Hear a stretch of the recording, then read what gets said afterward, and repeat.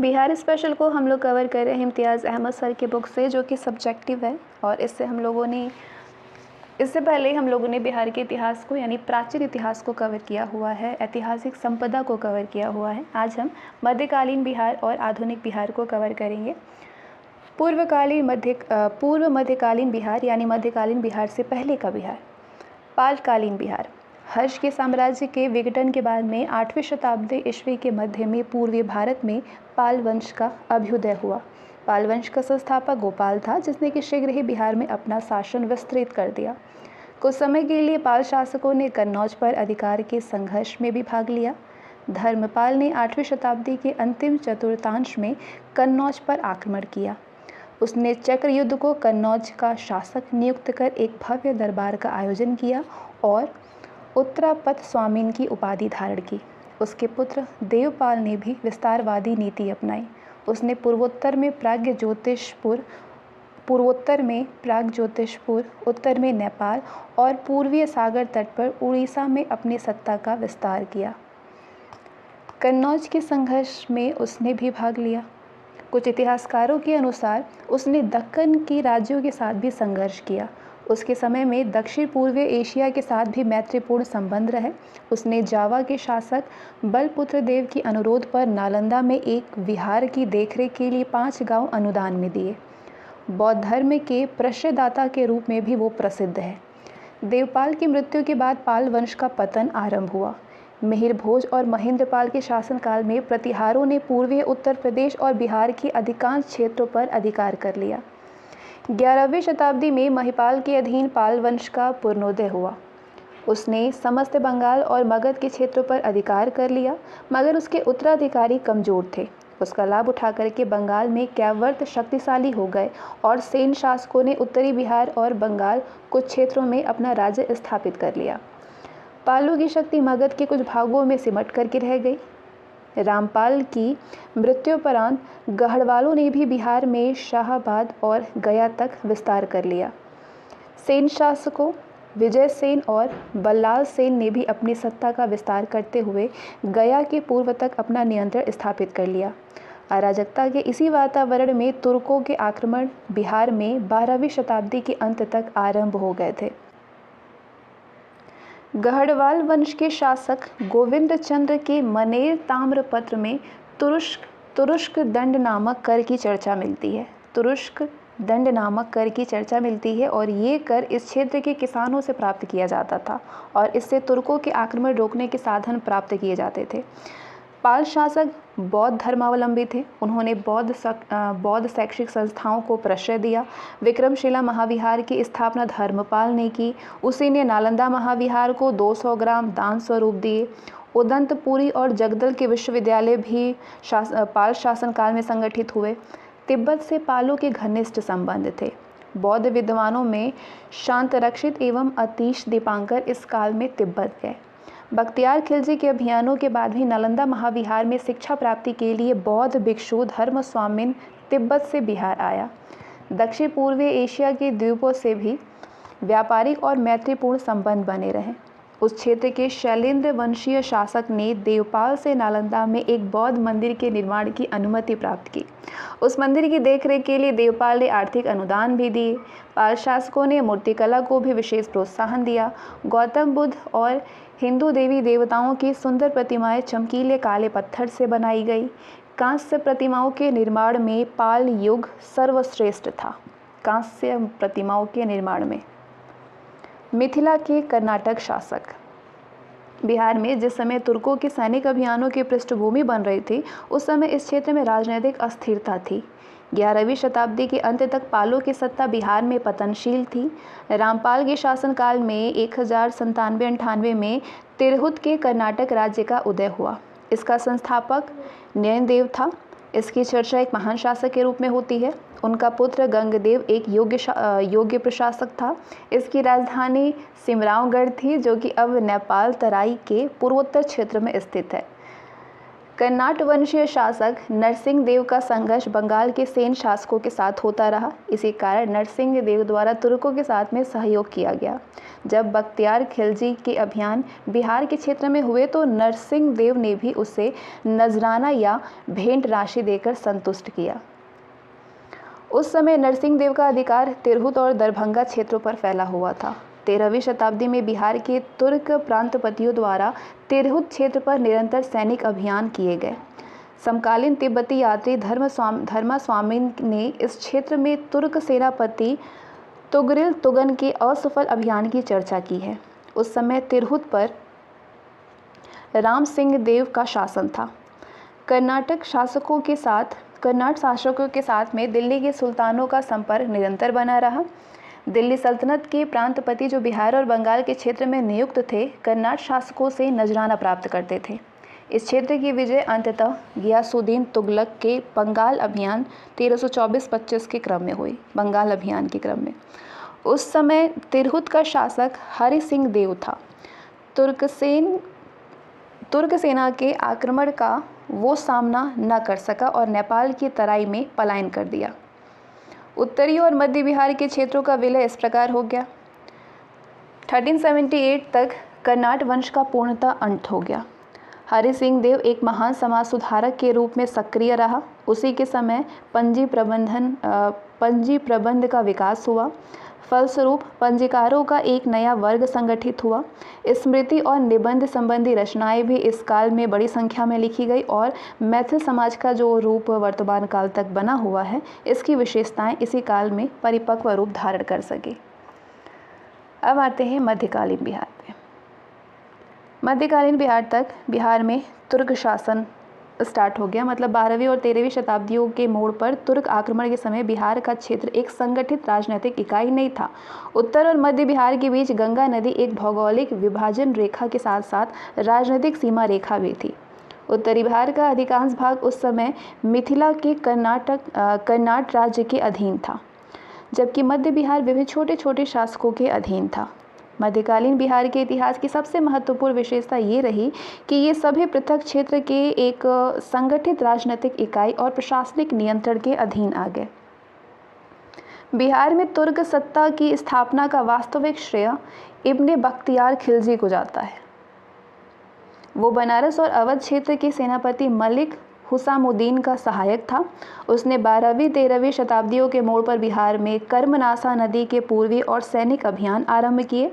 उस समय सेन वंश का शासक लक्ष्मण सेन था और पाल वंश का शासक इंद्रद्युम्न पाल था। बख्तियार की पहली महत्वपूर्ण सफलता ओदंतपुरी की विजय थी बिहार शरीफ में, जो कि 1198 ईस्वी में संपन्न हुई। इसके बाद उसने 1203-4 में बंगाल में नदियों पर चढ़ाई की, जो कि लक्ष्मण सेन की राजधानी थी। उसे किसी विशेष विरोध का सामना नहीं करना पड़ा, बल्कि नदियां में तो लक्ष्मण सेन उससे भयभीत होकर के बिना युद्ध किए ही अपनी राजधानी से पलायन कर गया। गंगा नदी के दक्षिणी मैदान पर तुर्कों का नियंत्रण हो गया और बंगाल के भी अधिकांश भाग उनके नियंत्रण में आ गए। बख्तियार ने इन क्षेत्रों को एक प्रशासनिक इकाई में संगठित किया और अपनी राजधानी लखनौती लक्ष्मणवटी में बनाई। उसने ऐबक की संप्रभुता औपचारिक रूप में स्वीकार की, मगर व्यवहार में वो अपने विजित क्षेत्रों का शासक बना रहा। उसकी मृत्युपरांत ये क्षेत्र संभवतः ऐबक द्वारा अधिकृत कर लिए गए, मगर बिहार पर नियंत्रण बनाए रखना दिल्ली के सुल्तानों के लिए कठिन सिद्ध हुआ। बिहार के पूर्व में बंगाल का क्षेत्र था और भौगोलिक कारणों से बिहार और बंगाल की राजनीतिक परिस्थितियां वस्तुतः एक जैसी थी। बिहार और बंगाल की दिल्ली से दूरी, आवागमन की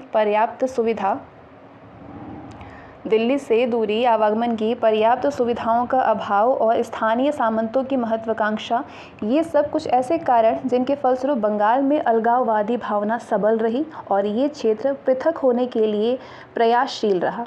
ये प्रयास सफल भी रहा और सल्तनत काल में बंगाल में स्वतंत्र राज्यों का निर्माण कई बार हुआ। ऐसी परिस्थिति में बंगाल के शासक बिहार पर भी नियंत्रण के प्रयास करते रहे, क्योंकि पश्चिम में दिल्ली से किसी सेना के आक्रमण की संभावना से अपनी रक्षा के लिए वे बिहार के क्षेत्र को अग्रिम सुरक्षा रेखा के रूप में विकसित करना चाहते थे। तो बिहार का क्षेत्र दिल्ली और बंगाल के लखनौती के सुल्तानों के बीच संघर्ष का अखाड़ा बना रहा। इल्तुतमिश, बलबन, गियासुद्दीन तुगलक, फिरोज शाह और सिकंदर लोदी के अभियान इस क्षेत्र में हुए। इल्तुतमिश बिहार में सैनिक अभियान आयोजित करने वाला पहला सुल्तान था। इल्तुतमिश ने 1225 के लगभग बंगाल के शासक हिसामुद्दीन ऐबक को पराजित कर बिहार पर अधिकार कर लिया, लेकिन उसके उत्तराधिकारी इस क्षेत्र पर नियंत्रण बनाए रखने में असमर्थ रहे। बलबन ने पुनः इस क्षेत्र में अभियान किए जब उसने तुगरिल के विद्रोह का दमन किया। इस काल में तुर्कों का नियंत्रण गंगा नदी से सटे हुए दक्षिणी मैदान पर ही स्थापित था। तुगलक काल में बिहार पर दिल्ली के सुल्तानों का निर्णायक वर्चस्व स्थापित हुआ। 1324 में गियासुद्दीन तुगलक ने बंगाल अभियान से वापसी पर उत्तर बिहार में कर्नाट वंशीय शासक हरि सिंह देव को पराजित किया। मोहम्मद बिन तुगलक के समय में बिहार के प्रांतपति मक्ता मजदुल मुल्क ने भी हरि सिंह देव के विरुद्ध अभियान करके उसे पहाड़ियों में शरण देने पर बाध्य कर दिया था। तिरहुत का क्षेत्र तुगलक साम्राज्य में मिला लिया गया और उसे तुगलकपुर का नया नाम दिया गया। यहाँ के निर्गत मोहम्मद बिन तुगलक का सिक्का अब भी उपलब्ध है। उसे सुल्तान ने दरभंगा में एक दुर्ग और जामा मस्जिद का निर्माण भी कराया। समकालीन सूफी संत हजरत शरफुद्दीन यहया मनेरी के मलफूजात और मनाकिबुल असफिया जैसी रचनाओं से बिहार में तुगलक शासक का इतिहास जानना संभव है। संत हजरत शरफुद्दीन यहया मनेरी के मलफूजात युक्तियों का संकलन था। फिरोज शाह भी अपनी बंगाल अभियान के क्रम में बिहार आया। 1359 में उसकी सेना संभवतः झारखंड क्षेत्र से बंगाल की ओर बढ़ी थी। सीरते फिरोज शाही में सुल्तान द्वारा बिहार के प्रसिद्ध संत शेख अहमद चिर्मपोश से भेंट करने की भी चर्चा मिलती है। पटना और गया के क्षेत्र से उसके कई अभिलेख भी प्राप्त हुए हैं। राजगीर के कुछ जैन मंदिरों के अभिलेख में फिरोज द्वारा उन्हें अनुदान दिए जाने की भी चर्चा मिलती है। तुगलक काल में बिहार की राजधानी आधुनिक नालंदा जिला में स्थित बिहार शरीफ में थी। इस राज्य और इसकी तत्कालीन राजधानी का नाम बिहार इसी काल में पड़ा। ऐसा माना जाता है कि ये नामकरण बौद्ध विहारों पर आधारित था। बिहार शरीफ का नगर बौद्ध धर्म का प्रमुख केंद्र था। उदंतपुरी का महाविहार यहाँ स्थित था। इसके साथ ही अनेक अन्य बौद्ध विहार भी इस क्षेत्र में थे। इसी कारण तुर्कों ने इस नगर अर्जे बिहार विहारों की भूमि कहा इस नगर को। इससे संबद्ध समस्त प्रशासनिक इकाई भी बिहार कहलाई। इस नाम का सर्वप्रथम उल्लेख 13वीं शताब्दी के मध्य में मिनहाज की रचना तबकाते नासरी में मिलता है। तुगलक काल में बिहार के प्रशासकों में सबसे महत्वपूर्ण नाम मलिक इब्राहिम का है, जो कि सामान्यतः मलिक बया कहलाते हैं।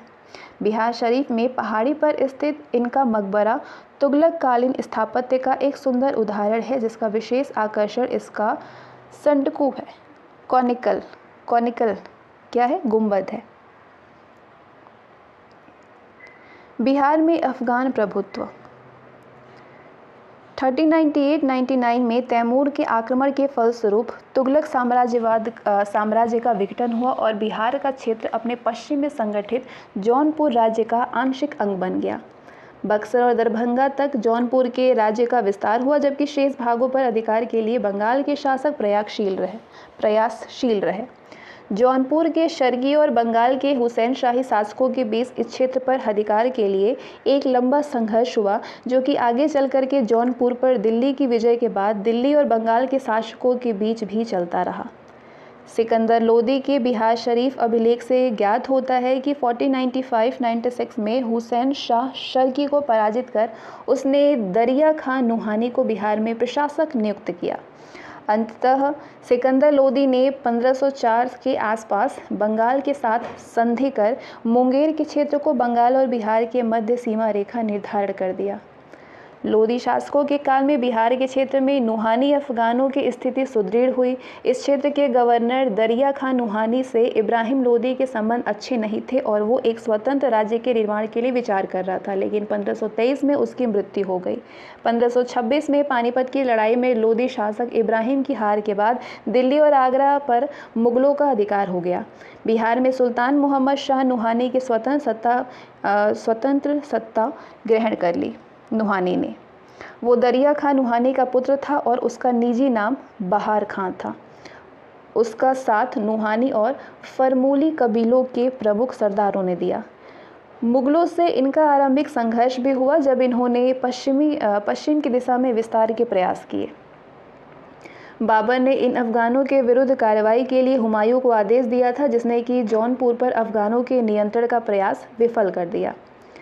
इस समय बिहार में 2 अफगान शासकों का नियंत्रण था। दक्षिण बिहार का क्षेत्र पूर्व में मुंगेर तक मोहम्मद शाह के नियंत्रण में था, जबकि उत्तर बिहार का क्षेत्र पश्चिम में बलिया और सारण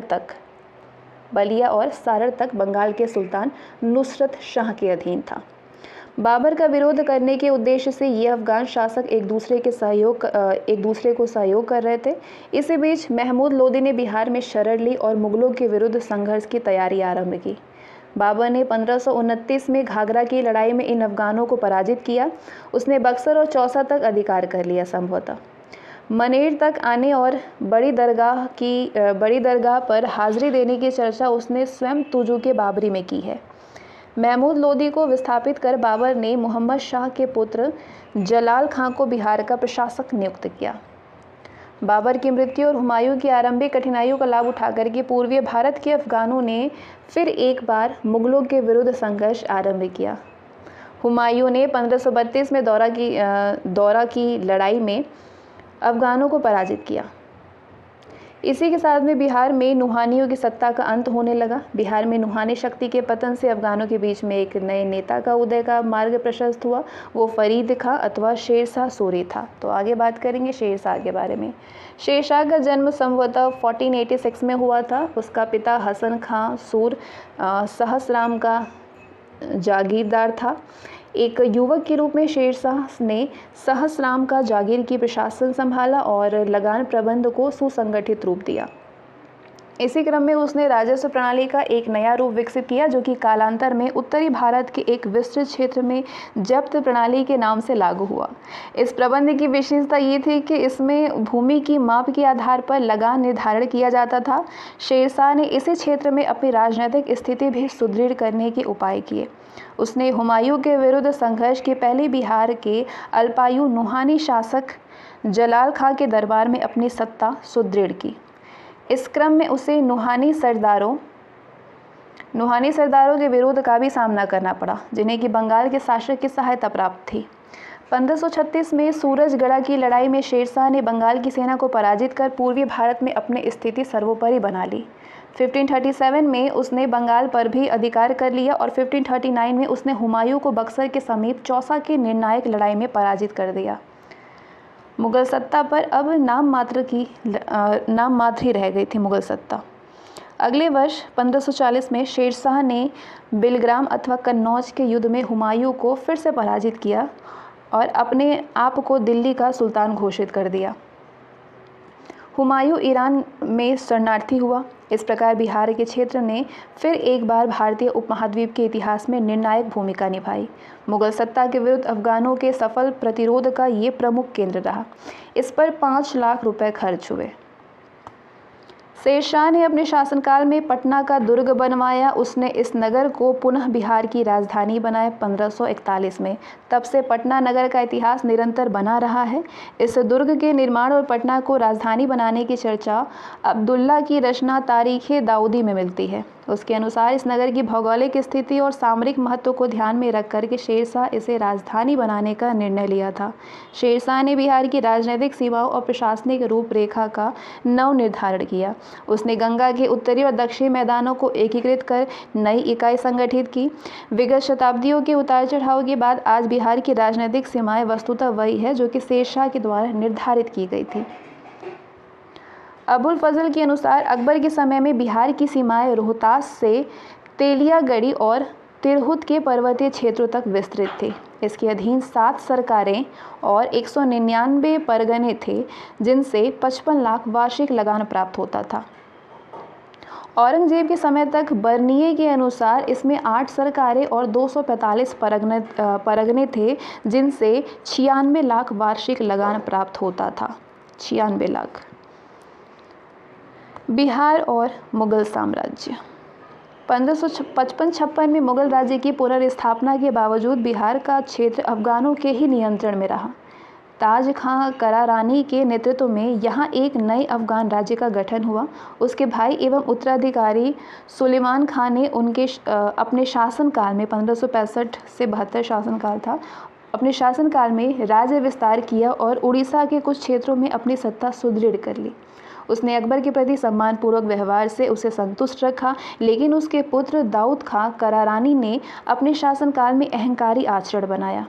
अकबर ने उसे दंडित करने के उद्देश्य से 1574 में उसके राज्य पर आक्रमण किया। अफगानों के कड़े विरोध के कारण स्वयं अकबर को इस क्षेत्र में सैन्य संचालन के लिए आना पड़ा। 1576 में उसने पटना का नगर जीता और दाऊद खां इस नगर में पलायन कर गया। इसके बाद अकबर ने बंगाल को भी जीता। दाऊद खां करारानी बिहार का अंतिम अफगान शासक था। 1580 के आसपास में बिहार को मुगल साम्राज्य के सूबा अथवा प्रांत का दर्जा प्राप्त हुआ। बिहार में मुगलों का आरंभिक शासनकाल कठिन था।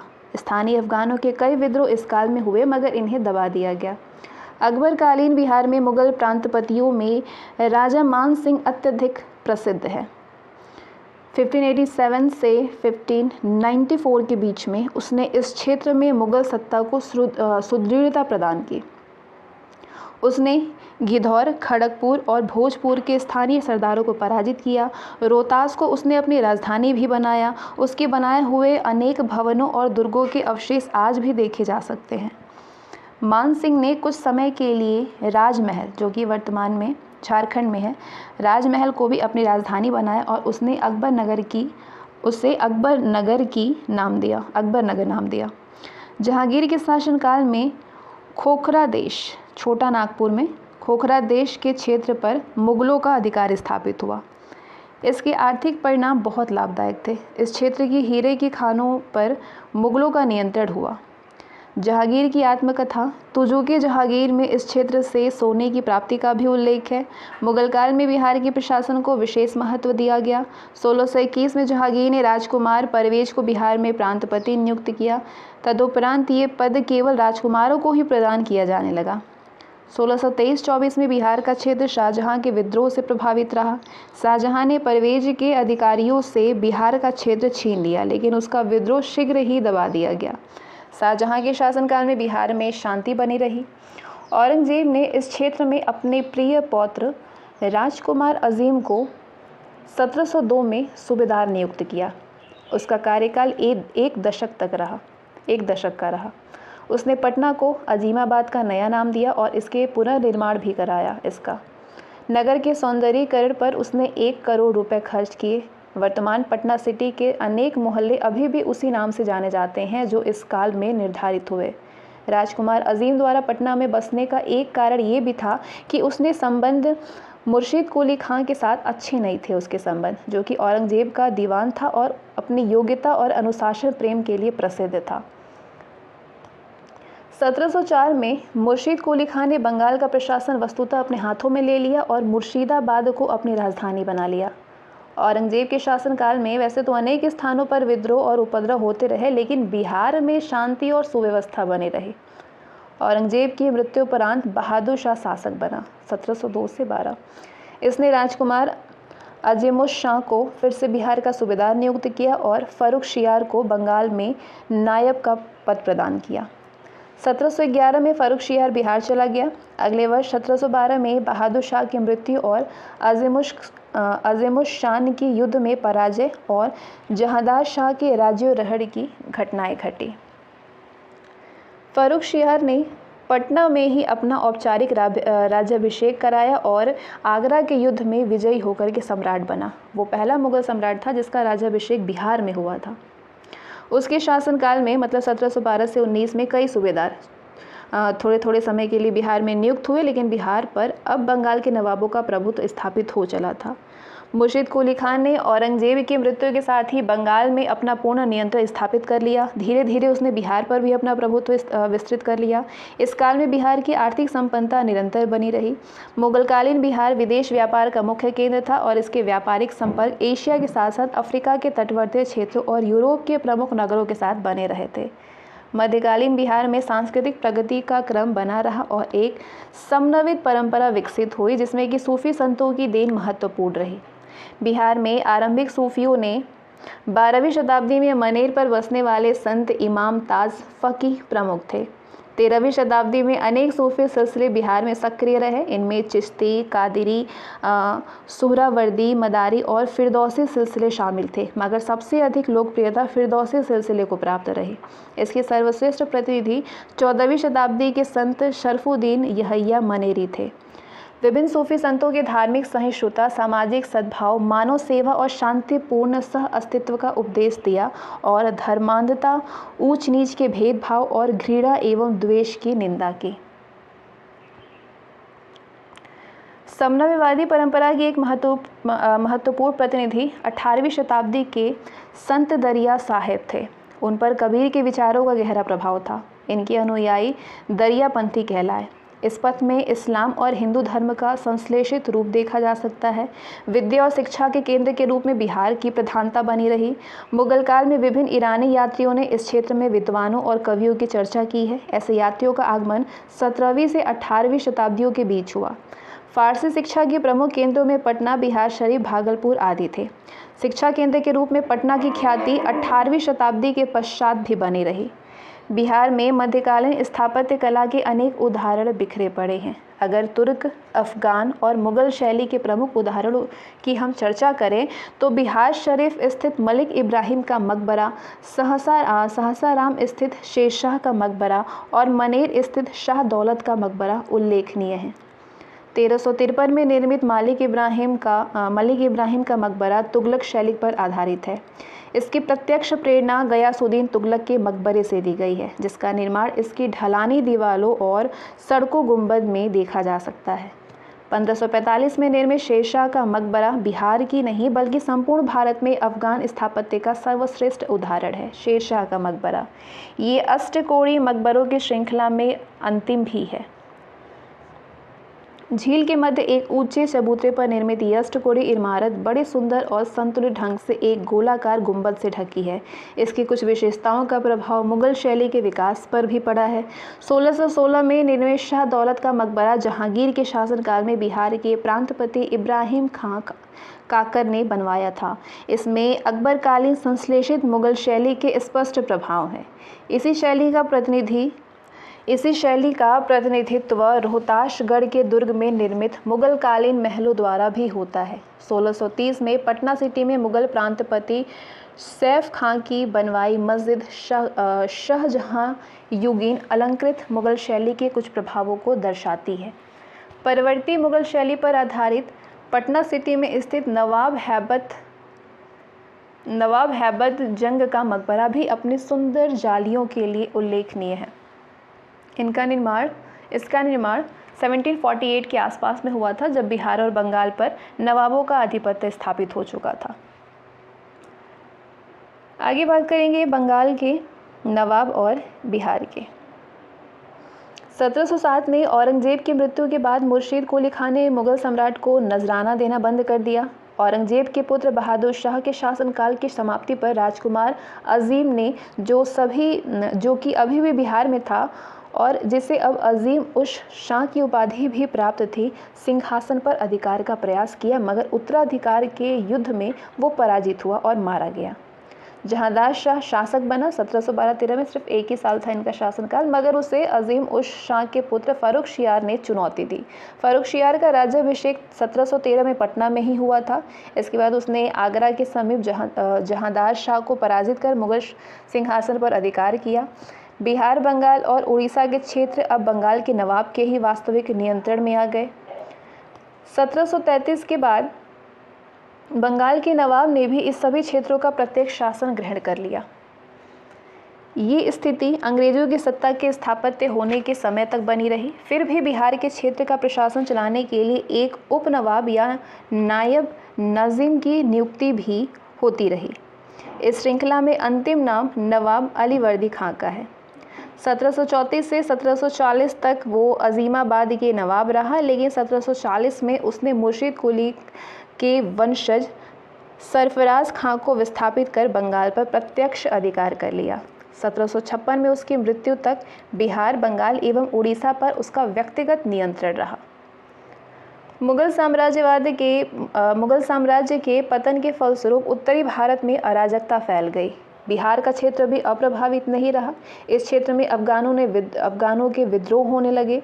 मराठों ने भी यहाँ पे लूटमार मचाई। अलीवर्दी खान ने परिस्थिति को संभालने के उपाय किए।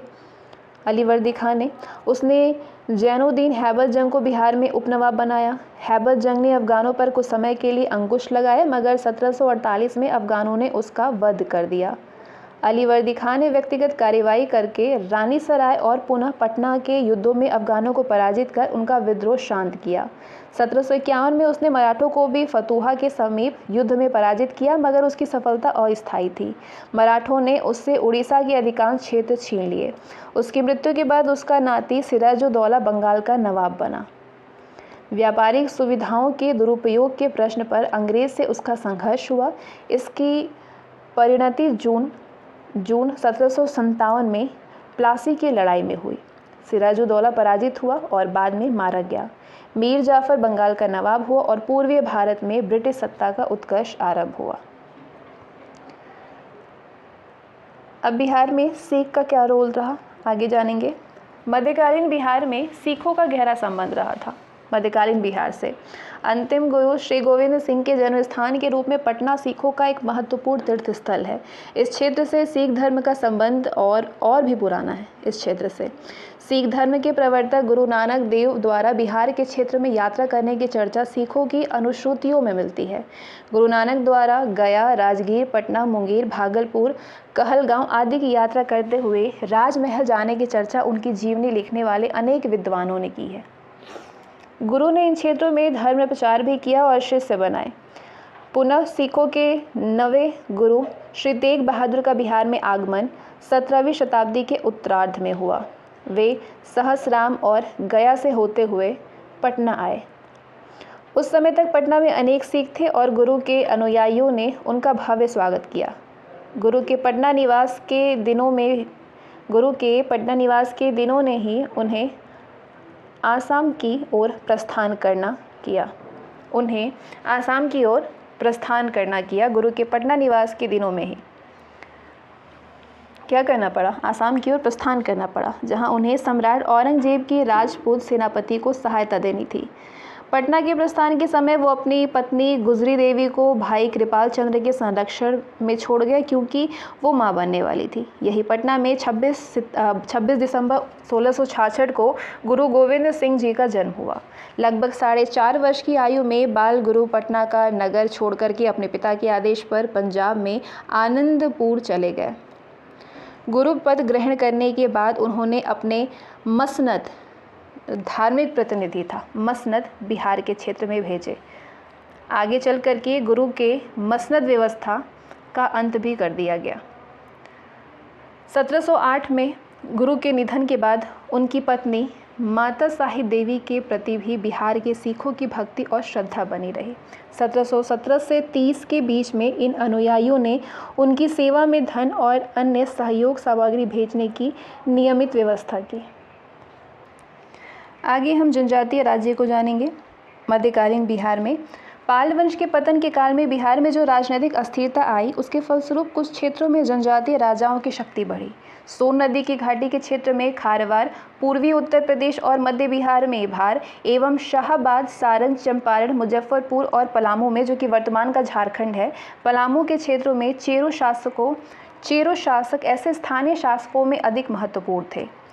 चेरो जनजाति द्वारा 12वीं शताब्दी में पश्चिमी बिहार, चंपारण और मुजफ्फरपुर के क्षेत्रों पर अधिकार किया जा चुका था। उनके द्वारा मुस्लिम सूफी संतों पर अत्याचार करने के साक्ष्य मिलते हैं। इसी धर्मांतरपूर्ण आचरण के विरुद्ध प्रतिक्रिया में चेरो शासकों पर तुर्कों ने सैनिक कार्रवाई आरंभ की। बिहार के तुर्क प्रशासक मलिक इब्राहिम बया ने उनकी शक्ति को कमजोर किया, मगर चेरो जनजाति की शक्ति का वास्तविक पतन 17वीं शताब्दी में भोजपुर के उज्जैनीय प्रधानों के विरुद्ध संघर्ष के फलस्वरूप हुआ। पतन इसके पूर्व शेरशाह ने भी चेरो जनजाति के विरुद्ध सैनिक अभियान किए थे। 1624 में शाइस्ता खां और 1660 में दाऊद खां द्वारा भी बिहार के पश्चिमी भागों में सैनिक अभियान हुए जिसके परिणाम स्वरूप चेरों और उज्जैनिया शासकों की शक्ति क्षीण पड़ी। छोटा नागपुर क्षेत्र भी मुगल काल में बिहार की आंशिक रूप से शामिल रहा। इन क्षेत्र में बाहर से आने वाले नए लोगों के बसने की प्रक्रिया भी आरंभ हुई और इस तरह मुगल काल तक ये इससे तीनों भौगोलिक इकाइयाँ गंगा के उत्तर का क्षेत्र, गंगा के दक्षिण का मैदानी भाग और दक्षिण में स्थित क्षेत्र एक भौगोलिक एवं राजनीतिक इकाई में परिवर्तित हो गए। ब्रिटिश काल में इस क्षेत्र में प्रशासनिक एकीकरण में सुदृढ़ता आई। अब बिहार में यूरोपीय व्यापारियों का आगमन से संबंधित अध्ययन करेंगे हम कि मध्यकालीन बिहार में अंतर्राष्ट्रीय व्यापार का एक महत्वपूर्ण केंद्र रहा और इस क्षेत्र में यूरोपीय व्यापारी कंपनियां 17वीं शताब्दी से ही सक्रिय रही। बिहार के क्षेत्र में सर्वप्रथम पुर्तगाली आए थे। सबसे पहले उनका व्यापारिक केंद्र बंगाल में हुगली था, जहां से वे नाव द्वारा पटना तक आते थे। वे अपने साथ मसाले, चीनी मिट्टी के बर्तन आदि लाते थे और वापसी में सूती व अन्य वस्त्र ले जाते थे। अंग्रेज 1620 में पटना में आलमगंज में अपना व्यापारिक केंद्र स्थापित करने के लिए प्रयासशील हुए, मगर इन्हें वास्तविक सफलता 1651 में मिली। डच फैक्ट्री की स्थापना 1632 में हुई। इनकी अभिरुचि सूती वस्त्र, अनाज और शोरे की प्राप्ति में थी। बाद में अंग्रेजों ने नील की प्राप्ति भी इस क्षेत्र से की। डच फैक्ट्री वर्तमान पटना कॉलेज की उत्तरी इमारत है। अंग्रेजों की फैक्ट्री अब गुलजार बाग स्थित गवर्नमेंट प्रिंटिंग प्रेस है। एक अन्य फैक्ट्री डेन लोगों की थी, जो कि वर्तमान पटना सिटी में स्थित नेपाली कोठी के समीप थी। अब इसकी जो वर्तमान में पटना सिटी में इसकी स्थिति है नेपाली कोठी के समीप। इसकी स्थापना 1774 में हुई थी। यूरोपीय व्यापारियों के मध्य से बिहार का व्यापार मध्य एशिया, पश्चिम एशिया, अफ्रीका के तटवर्ती क्षेत्रों और यूरोपीय देश के साथ उन्नत रूप में होता है। विभिन्न यूरोपीय यात्रियों ने इस काल में बिहार के व्यापारिक केंद्र के महत्व की चर्चा की है। 17वीं शताब्दी के मध्य में फ्रांसीसी यात्री तैवर्निये लिखता है कि पटना मुगल साम्राज्य का दूसरा सबसे बड़ा नगर है और उत्तरी भारत का सबसे बड़ा व्यापारिक केंद्र है। लगभग इसी काल में एक अन्य यात्री मैनरिक पटना की जनसंख्या को 2 लाख बताता है।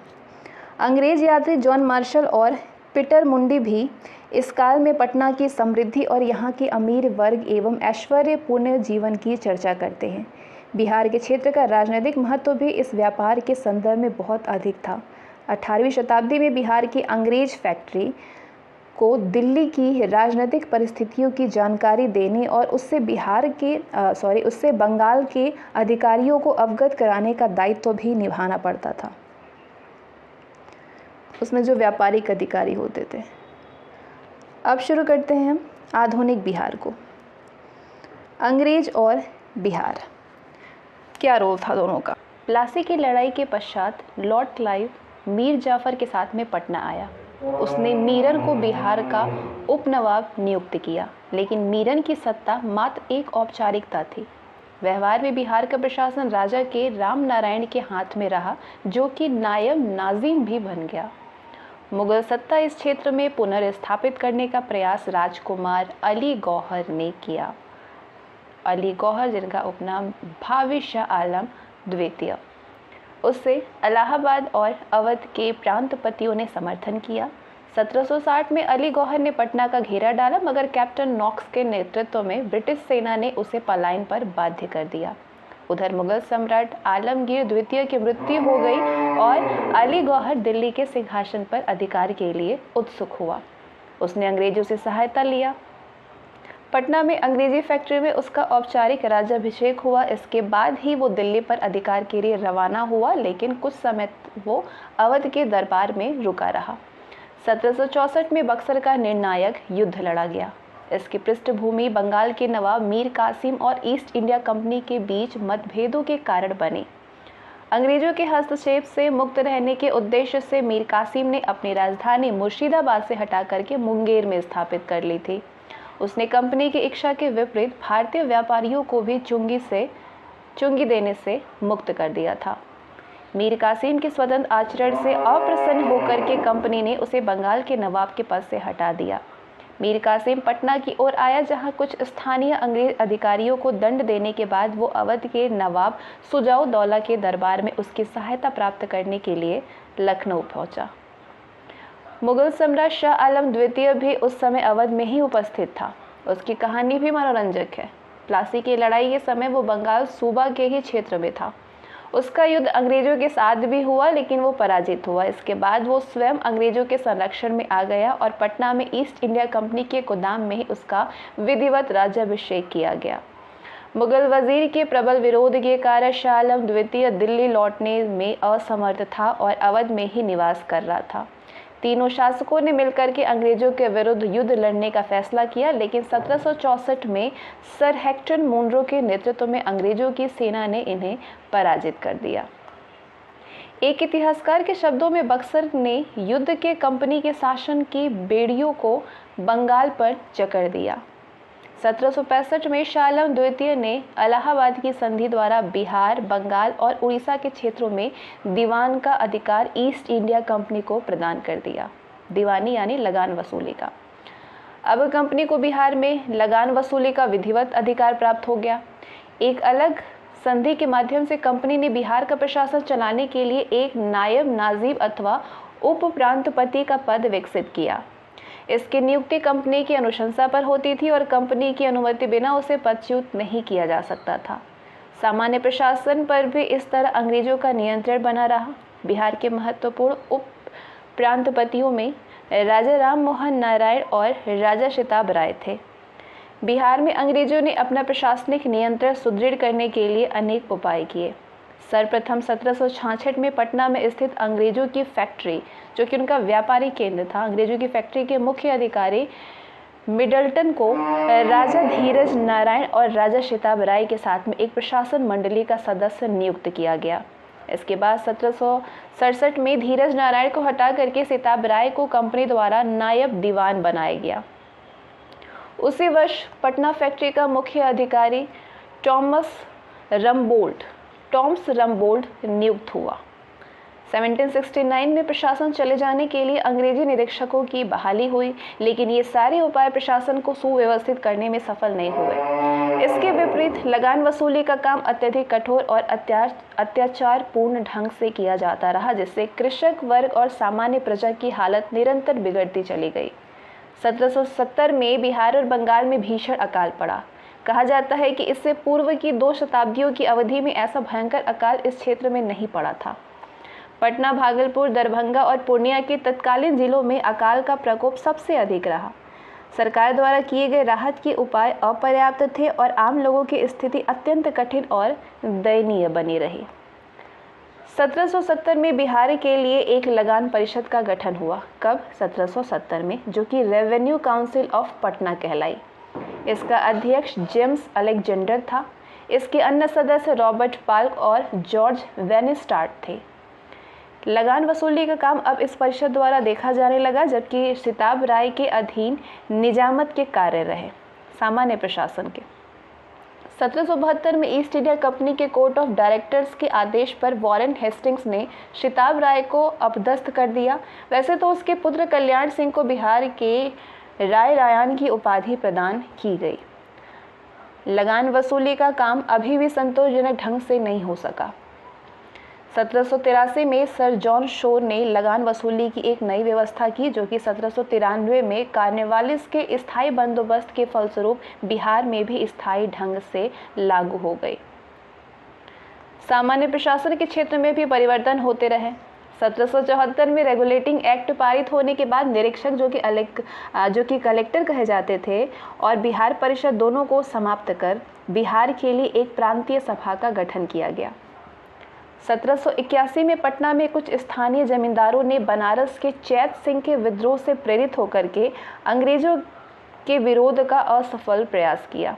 इसी वर्ष पटना और गया के क्षेत्रों को मिलाकर के बिहार को एक नया जिला बनाया गया। इसके प्रशासन के लिए एक कलेक्टर और एक जिला जज की नियुक्ति की गई। 1783 में पुनः बिहार में अकाल पड़ा। इस समय के निदान के लिए और अनाज के भंडारण के लिए पटना में गोलघर का निर्माण भी हुआ। 1790 तक अंग्रेजों ने फौजदारी प्रशासन को भी अपने नियंत्रण में ले लिया। पटना के पहले अंग्रेज मजिस्ट्रेट के पद पर चार्ल्स फ्रांसिस ग्रांट नियुक्त हुआ। इसके साथ ही पटना और इसके निकटवर्ती क्षेत्रों में ठगी और डकैती की समस्याओं के निदान के लिए कारगर उपाय आरंभ हुए। इस समस्या का निदान 1835 तक संभव हुआ। 1865 में पटना और गया जिले अलग अलग संगठित किए गए। 1869 में पटना जिला के कुछ क्षेत्र तिरहुत में मिला दिए गए। कुछ अन्य प्रशासनिक परिवर्तन भी बिहार में हुए। 1866 में सारण जिला को 2 भागों में बांट दिया गया। एक भाग सारण और दूसरा चंपारण कहलाया। 1875 में तिरहुत को भी मुजफ्फरपुर और दरभंगा की 2 इकाइयों में विभाजित कर दिया गया। तो जितने भी जिले हैं और भागलपुर, मुंगेर, पूर्णिया और संथाल परगना और छोटा नागपुर 1911-12 तक बंगाल प्रेसिडेंसी के अंग रहे। अंतिम दोनों क्षेत्र जो है वो अब झारखंड का अंग है। छोटा नागपुर, संथाल परगना। इसके बाद इन्हें एक पृथक प्रांत बिहार एवं उड़ीसा के रूप में संगठित किया गया। बिहार प्रांत का गठन 1905 के बंग भंग के विरुद्ध में राष्ट्रीय आंदोलन के फलस्वरूप बंगाल का प्रशासनिक पुनर्गठन नए ढंग से 1911 में तय हुआ। इस अवधि में पृथक बिहार प्रांत के गठन की भी मांग जोर पकड़ रही थी। इसकी प्रस्तुति में कई प्रमुख बिहारी बुद्धिजीवियों का हाथ था। 1906 में सच्चिदानंद सिन्हा और महेश नारायण के द्वारा पृथक बिहार की मांग के समर्थन में एक पुस्तिका प्रस्तुत की गई। इसी वर्ष राजेंद्र प्रसाद के द्वारा पटना में बिहारी छात्र सम्मेलन का आयोजन हुआ। मजहरुल हक, अली इमाम और हसन इमाम ने भी पृथक बिहार के निर्माण की मांग को प्रस्तुत करने में मुखर गए। 1908 में बिहार प्रादेशिक सम्मेलन का पहला अधिवेशन पटना में संपन्न हुआ।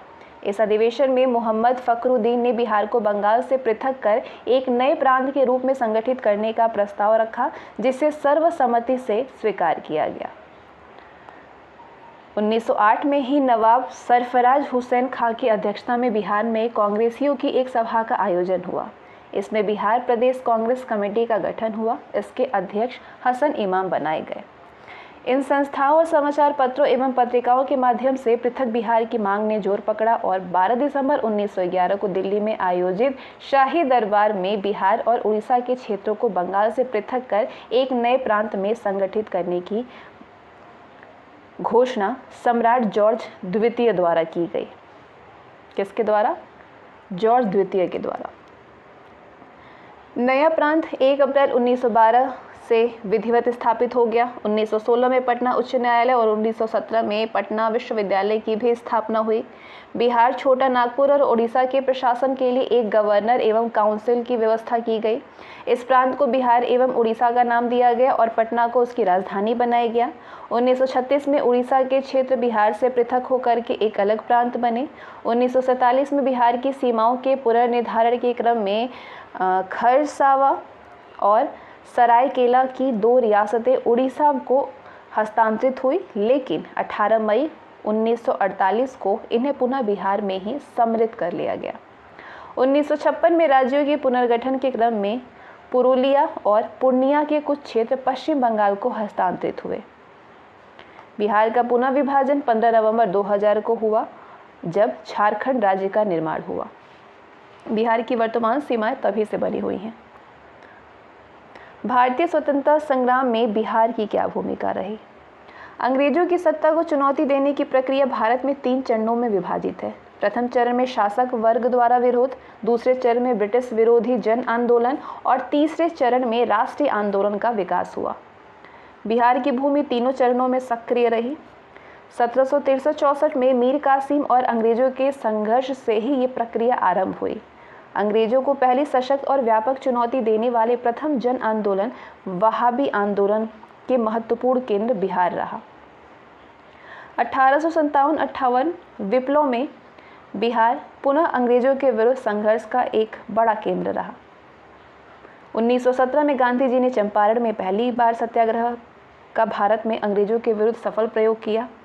1921-22 के खिलाफत एवं असहयोग आंदोलन, 1930 के सविनय अवज्ञा आंदोलन और 1942 के भारत छोड़ो आंदोलन में बिहार की भूमिका महत्वपूर्ण रही। भारत के संविधान के निर्माण में भी बिहार के नेताओं का योगदान रहा। बिहार के डॉक्टर सच्चिदानंद सिन्हा संविधान सभा के पहले अध्यक्ष चुने गए। 11 दिसंबर 1946 को डॉक्टर राजेंद्र प्रसाद संविधान सभा के अध्यक्ष बने। 26 जनवरी 1950 को भारतीय गणराज्य के प्रथम राष्ट्रपति भी डॉक्टर राजेंद्र प्रसाद ही हुए। तो स्मरणीय है कि बिहार की भूमि ने स्वतंत्र भारत को इसका पहला राष्ट्रपति प्रदान किया। अब बाकी जो चर्चा होगी वो अब नेक्स्ट वीडियो में होगी, जिसमें कि हम आगे के इतिहास को, आधुनिक इतिहास को कंप्लीट करेंगे।